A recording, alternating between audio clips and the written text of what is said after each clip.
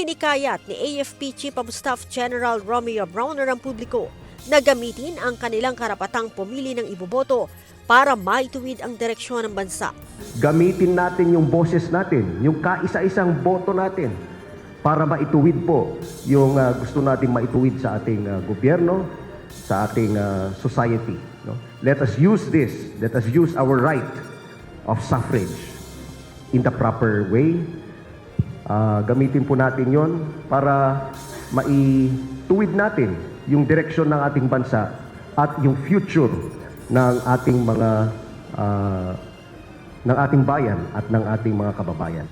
Sa ngayon, marami silang naririnig na reklamo kaugnay sa problema ng bayan, kung saan mayroon aniyang nakakaisip ng military junta bilang solusyon.